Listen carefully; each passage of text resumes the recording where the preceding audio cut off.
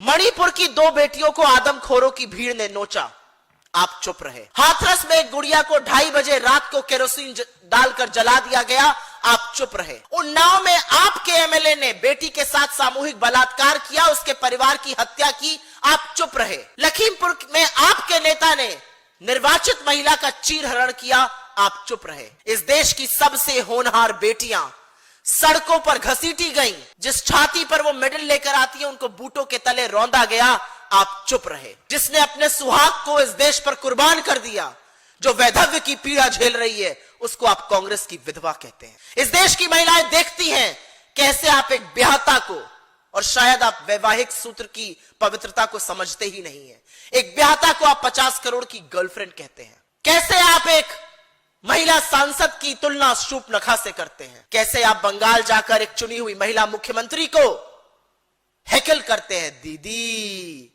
ओ दीदी। सड़कों पर यह काम कौन लड़के करते हैं, मैं यहां कहना भी नहीं चाहती। महिला आरक्षण को ढाल बनाकर घड़ियाली आंसू बहाने की नाकाम कोशिश नरेंद्र मोदी जी कर रहे हैं। एक तस्वीर देखिए आप, और इस तस्वीर की कहानी समझिए। नरेंद्र मोदी जी एक भर के डोलची में, आम का मौसम है, बढ़िया रसीले आम लेकर खड़े हुए हैं। 543 आम हैं मोदी जी के पास। एक महिला आती है उनके पास और कहती है, मोदी जी कुछ आम दे दीजिए। मोदी जी क्या कह रहे हैं, मैं तो आपको आम देना चाहता था, लेकिन जब नई डोलची आएगी तब आपको आम मिलेगा। इस डोलची में से आपको आम नहीं मिलेगा, क्योंकि ऑपोजिशन ने मना कर दिया है। पूरी भरी डोलची है 543 की, उससे आम महिलाओं को नहीं देंगे।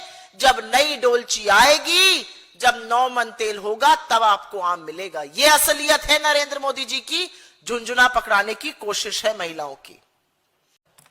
आपने एक बात बिल्कुल सच कही। आपने कल कहा महिला अपना अपमान नहीं भूलती है, और यह आपसे बेहतर कौन जान सकता है, क्योंकि यह सच है।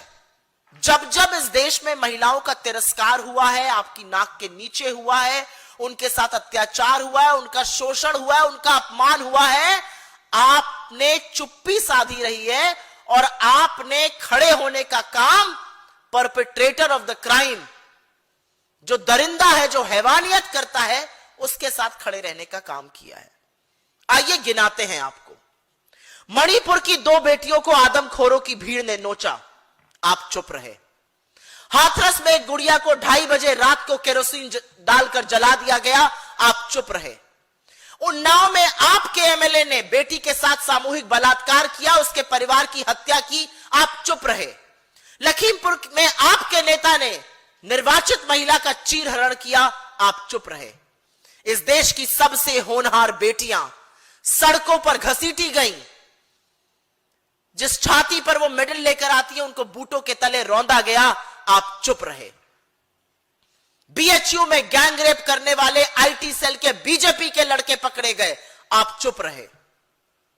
बिल्किस के दोषी जो सजा याफ्ता थे, आपकी परमिशन से जेल से निकले, आपके नेताओं ने उनको तिलक लगाया, माला पहनाई, लड्डू खिलाया, आप चुप रहे। अंकिता भंडारी के साथ जो हैवानियत हुई, पूरा का पूरा उत्तराखंड सड़कों पर उतर आया न्याय की मांग करते हुए। दोषी और आरोपी बीजेपी का नेता और उसका बेटा था, आप चुप रहे। आप किस मुंह से महिला सम्मान की बात करते हैं?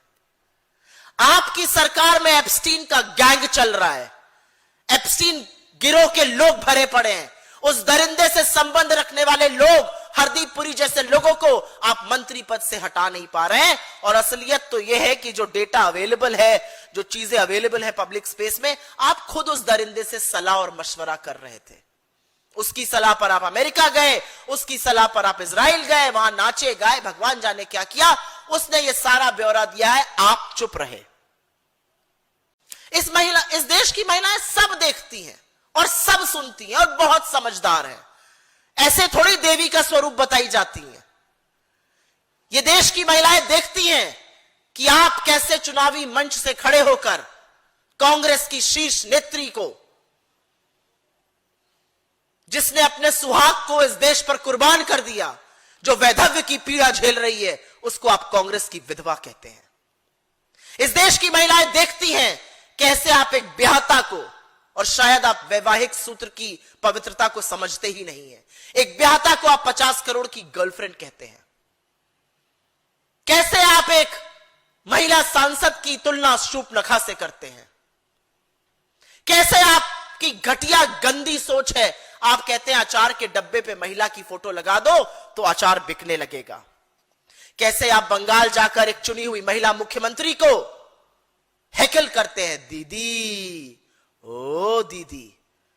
सड़कों पर यह काम कौन लड़के करते हैं मैं यहां कहना भी नहीं चाहती हूं। इस देश की महिलाएं सब देख रही हैं, इस देश की महिलाएं सुन रही हैं कि इस देश का चुना हुआ प्रधानमंत्री चुनावी मंच से मुजरे शब्द का प्रयोग करता है। वो चुनावी मंच से मंगलसूत्र और बेटियों को छीन लेने की बातें करता है। बेटियां छिन जाएंगी, इसका क्या मतलब है, ये कितनी कुत्सित और गंदी सोच है, वो सब समझती हैं। तो जब आपने कहा ना मैं महिलाओं का क्षमा प्रार्थी हूं, आप वाकई महिलाओं के क्षमा प्रार्थी हैं। माफी मांगिए आप इस देश की महिलाओं से, इतनी महिला विरोधी सोच के लिए, इतनी महिला विरोधी बातों के लिए, अपनी चुप्पी के लिए, अपने उस संरक्षण के लिए जो आपने हर बार हैवान को दिया। जब आप प्रज्वल रेवन्ना के पीठ ठोक कर कहते हैं इनको दिया हुआ हर वोट मुझे आएगा, तो आप मौन स्वीकृति उसके सामूहिक बलात्कार को, उसके मास रेप को देते हैं। माफी मांगिए आप इस देश की महिलाओं से, जरूरत है आपको माफी मांगने की। आप सच में इस देश की महिलाओं के क्षमा प्रार्थी हैं।